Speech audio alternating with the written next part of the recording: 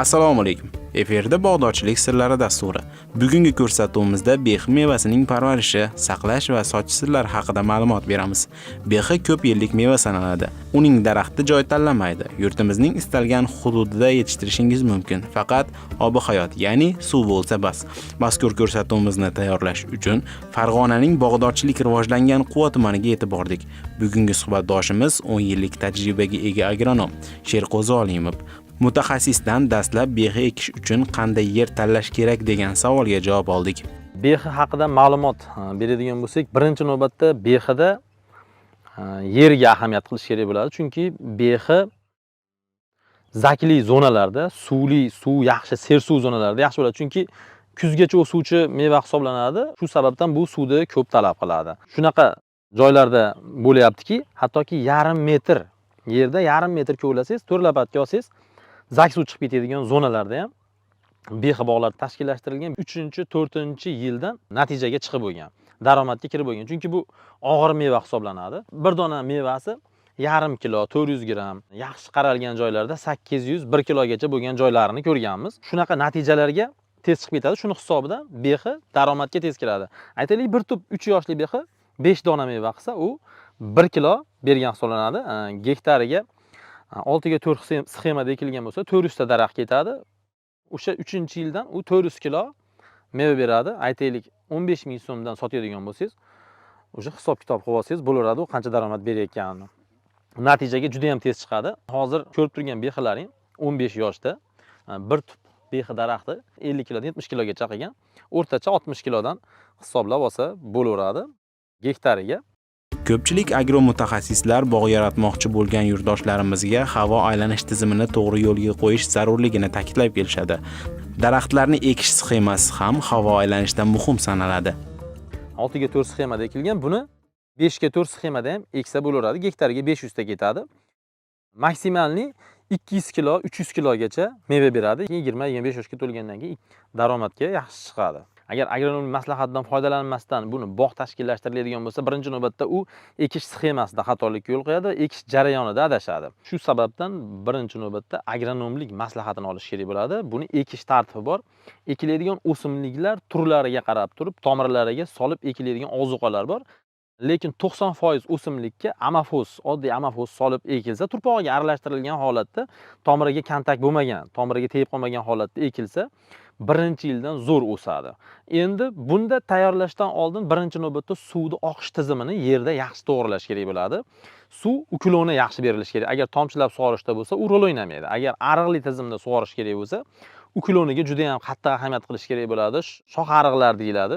Shox ariqlar 70 metr, 60 metrda olinishi kerak bo'ladi. Chunki 100 metrdan o'tib ketganda shox ariqlar boshqa qismlari suvni ko'p ichishini hisobiga pastki qismlari suvni kam ichadi. Shuni hisobida daraxtda o'sish holati bilan meva berish holatida farq bo'ladi. Ko'chatlar noyabr oyida ekilib, agronom maslahati bilan e'tibori u yonalingan bo'lsa, ko'chatlar 100% ko'karadi. Chunki u yerdan olingan ko'chatni qancha vaqt ichida o'z ekilib bog' qilinadigan o'rniga ekish kerakligi hisob-kitobini yaxshi biladi va unga qat'iy ahamiyat qilib, shu berilgan qoidalar, metodlariga, hisob-kitoblariga rioya qilgan holatda ekadi. Shu hisobdan bog' 100% ko'karadi. Buni birinchi navbatda shu narsaga ahamiyat qilish kerak bo'ladi. Mevali bog' yaratmoqchi bo'lsangiz, ko'chatlarni yerga o'tkazishdan 5-6 oy oldin harakatni boshlang. Qaysi ko'chatning qanday navi va qaysi vaqtda ekish haqida chuqurroq o'ylab ko'ring. Ishonchli ko'chatlarni qayerdan sotib olish rejasini ham ko'rib chiqish maqsadga muvofiq bo'ladi. Yosh nihollarning yaxshi o'sishini ta'minlash uchun ko'chat oralaridagi yerlardan unumli foydalanish tavsiya etiladi.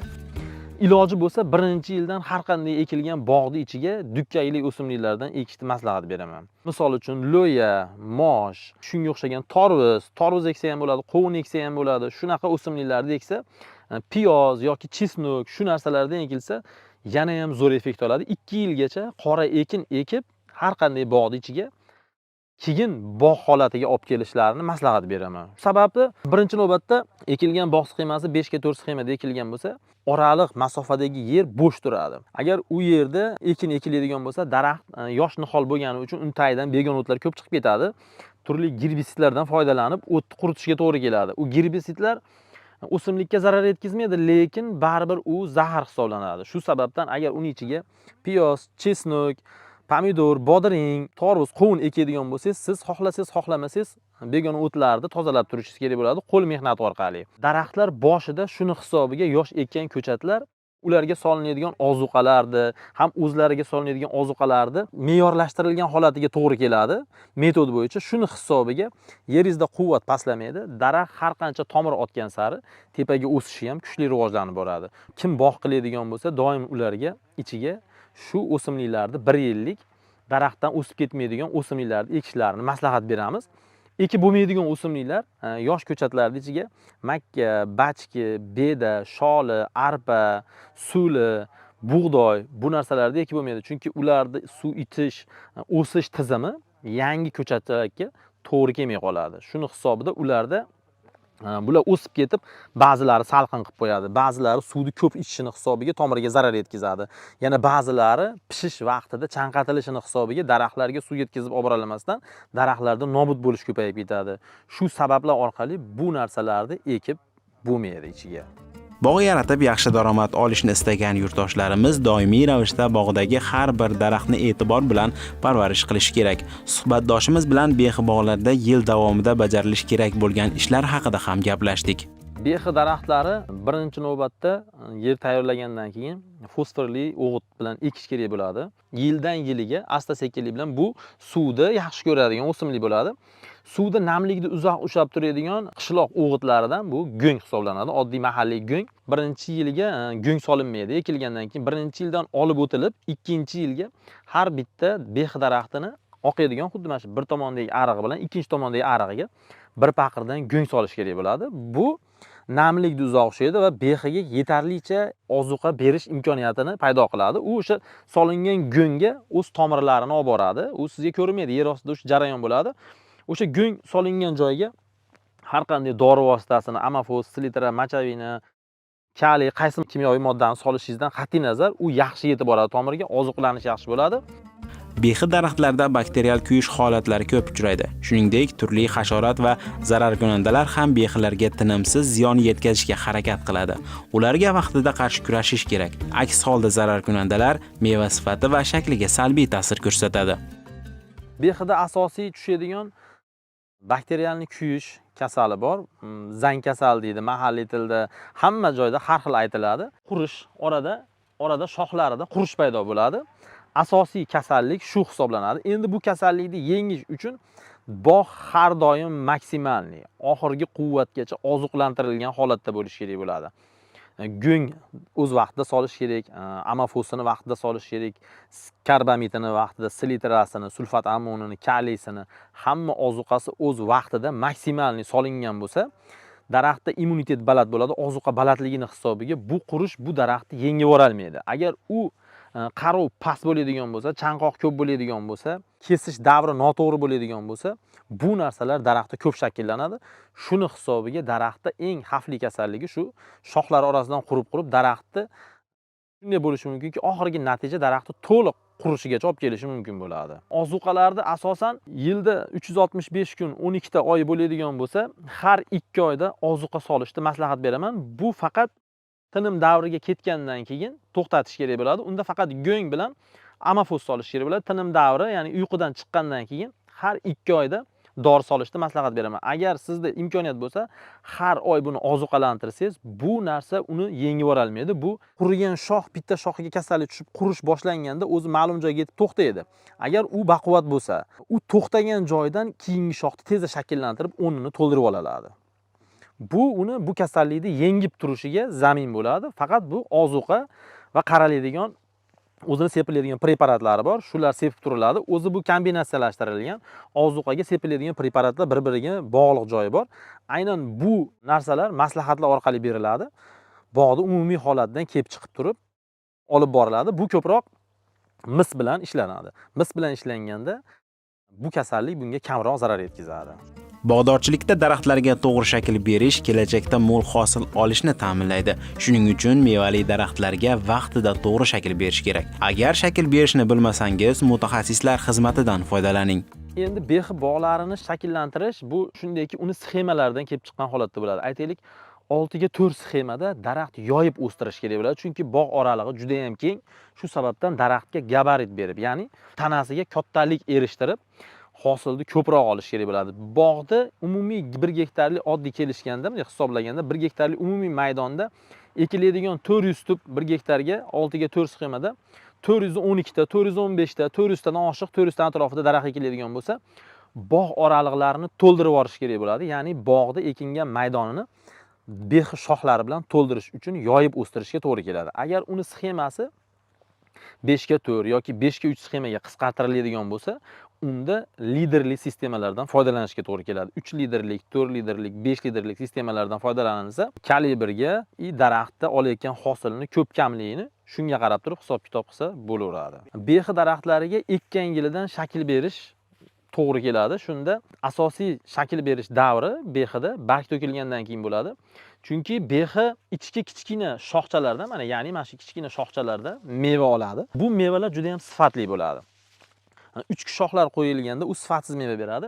Ichida o'suvchi, so'ruvchi shoxlar paydo bo'ladi. Agar bular bak to'kilgandan keyin hammasi yaqqol ko'zga ko'rinadi. Shunda o'sha ko'zga ko'ringan holatda buni abrezkasi qilinsa, qaysi shoxni qo'yish kerak, qaysi shoxni olish kerak. Har bitta ish olib borayotgan uslub ishlayotgan dehqonni yoki o'rgatayotgan agronomni maslahati orqali boradi. Shuni hisobida u to'g'ri yo'nalishda yurib boradi. Behilar asosan sentyabr va oktyabr oylarida pishib yetiladi. Sarg'ayib, pishib, tayyor bo'lgan behilarni o'z vaqtida sotishingiz daromadingizni belgilab beradi. Behi shunaqa o'simlikki, o'zini o'zi changlatadi, oson changlatadi. Shu sababli bog'ni tashkillashtirsangiz changlaveradi. Buni maksimalni abrezka, ozuqa bilan ushagan hamma mevasini bemalol yetiltira oladi. Chunki bu kuzgacha o'sadi, suvni ko'p ichadi, ozuqani berasiz. Bu sentyabr, oktyabr oyigacha bemalol boqish imkoniyati bor bo'lgani uchun bu har qancha meva ushasa ham bundan hech qanday qo'rqadigan narsa yo'q. Faqat buni eng ahamiyatga ega bo'ladigan joyi buni abrezkasida yetarlicha shox qo'yish kerak bo'ladi xolos. Agar siz abrezkada ko'p shox qo'yib qo'yadigan bo'lsangiz, behi daraxtlarning shoxlari sinib ketadi. Bu chunki katta meva hisoblanadi, og'ir meva. Bir tup 200 kilo, 300 kilogacha olsa, agar daraxtingizni katta kichikligi kichkinaroq bo'ladigan bo'lsa, shoxlari ayrilib ketishi mumkin. Shu sababdan abrezkani hisob-kitobini mevaga qarab turib olish kerak bo'ladi va uni yoshidan kelib chiqqan holatda qilinsa, bu zo'r natija beradi. Endi bu yerda dehqon o'zidan kelib chiqish kerak bo'ladi. U o'zini qanchalik darajada buni yaxshi boqa oladi va qanchalik buni yaxshi tushuna oladi. Bu narsa katta rol o'ynaydi. Bularning hammasidan kelib chiqqan holatda buni abrezka qilib mevasini ushatish mumkin bo'ladi. Behi changlashi qiyin emas. Bu unaqa qiyin narsa emas. Bu eskitdan behi hamma joyda zo'r meva qilib kelgan. Bunda hech qanday qiynaladigan joy yo'q. Bu oson changlanadi. Bog' oralig'ida begona behi bo'lish shart emas. Bir xil navdan foydalansangiz, eski navlarni hammasidan. Misol uchun aytaylik, bu olma behi qo'limdagi, bu xuddi shu holatda, boshqa ichida bironta begona behi yo'q. Bu o'zini o'zi oson changlagan, shu sababdan hosildorligi baland. Asosiy narsa buni ozuqasiga qaratilinadi, xolos, bo'ldi. Shu betda buni hech qanaqa sekreti yo'q. Suv berish jarayonlari odatiy yerini holatidan kelib chiqib, zaklik yoki quruq yerligidan kelib chiqib, chanqab turib, o't o'sish jarayoniga qarab turib, o'tlar agar yerlarda baliteti baland, ozuqaviy moddalar ko'p bo'ladigan yerlarda suv faqat behini tagiga ochiladigan bo'lsa, o'rtalaridan ham o't bosib ketadi.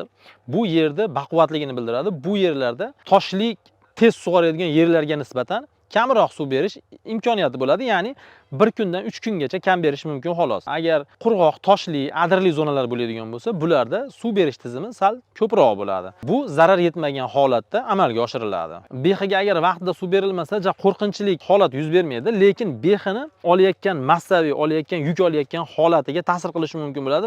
Ma'lum vaqt to'xtab qolib, keyin davom etadi. Shuni hisobiga ko'zlangan natijaga sal pastroq natija bilan erishish mumkin bo'ladi. Agar u suv berish tizimi joyida ketayotgan bo'lsa, ko'zlangan maqsaddan yuqori natija beradi. Agar suv berish tizimi sal kamroq bo'lib, suvga 1-2 marta chanqab qoladigan bo'lsa, bu deyarli qo'rqinchli narsa bo'lmaydi, lekin behini kalibrida farq bo'lishi mumkin, lekin behilar 80-70 kalibrdan o'tgandan keyin u iste'molga yaroqli hisoblanadi, bemalol iste'mol qilish mumkin bo'ladi. Bu juda ham ko'p chanqoqqa olib borish yoki dorilash tizimida xatoliklarga yo'l qo'yish, ozuqa berish tizimida ham xatolarga yo'l qo'yish, juda ko'p xatolar, ya'ni eng ko'pi bilan eng kami bilan 3 tadan oshiq bo'lgan xatolarga yo'l qo'yilsa, u behida kattalashish to'xtab qoladi va u kattalashmay qoladi. Agar siz oxirgi 1 oy ichida ham unga agar yetarli ozuqalarni berib, yetkazib yuborish imkoniyatigacha harakat qiladigan bo'lsangiz, behizda o'zgarish paydo bo'lib, iste'molga yaroqli holatga kirgizish mumkin bo'ladi. Bu narsalarni to'liq bilish uchun belgilangan tarmoqlardagi mutaxassislarning maslahatidan foydalanilsa, yaxshi natija beradi. Sochish haqida tavsiyalar. Agar bog'ingiz katta bo'lsa, mahsulotingizni kelishilgan holda ulgurji sotganingiz ma'qul. Terimdan qolgan mevalarni esa bozorlarda yaxshi narxda sotishingiz o'z mahoratingizga bog'liq. Behi bog' yaratganda 5-yildan boshlab yaxshi natijaga olib chiqish boshlanadi. 3-4-yil, 4-yilga borib agar u to'g'ri qarovda borayotgan bo'lsa, 4-yili u ko'chat o'zini oqlaydi, pulini chiqarib yuboradi, hamma rasxodini chiqaradi. 5-yildan o'sish davri boshlanadi mevasida. Agar u to'g'ri qaralayotgan bo'lsa, 10-yillarga borib u maksimalni hosil berishni boshlaydi. U juda ham yuqori natija berishni boshlaydi. Aytaylik, hozirgi kunda mana shu behi 400 gramm chiqadigan bo'lsa, 3 tasi 1 kilodan oshiq chiqadi. Siz hisoblab olishingiz mumkin. Bir tub daraxtda 70 kilodan 100 kilogacha mana shu daraxtlarda bor. Gektari 40 tonna, 30 tonna bemalol meva beraveradi. Hozirgi kundagi narxi 10 ming bilan 20 ming o'rtasida bo'lyapti. Uni 30 tonnani misol 10 mingdan sotsangiz 300 million bo'ladi. 20 ming so'mdan sotsangiz 600 million daromad beradi. O'rtacha 400 million so'm hisoblasa bo'laveradi. 1 gektar behidan daromadini bemalol olsa bo'laveradi. Shu o'rinda behi saqlash usullari haqida ham suhbatlashdik. Bugungi kunda eksportga chidamliligi uzoq, sifatli turadigan behilardan biri hozirgi kunda mana shu olma behi bo'ladi. Bu pishish vaqtida qattiq bo'ladi, yesa ham bo'ladi, lekin qattiq bo'ladi, lekin turgan sari bu rangiga rang qo'shiladi. Asosiy yeyish vaqti dekabr oyidan boshlanadi. U yog'i dekabr oyidan keyingi olma pishgungacha bemalol buni iste'mol qilish mumkin bo'ladi. Chunki bu behi mevasi shifobaxsh hisoblanadi.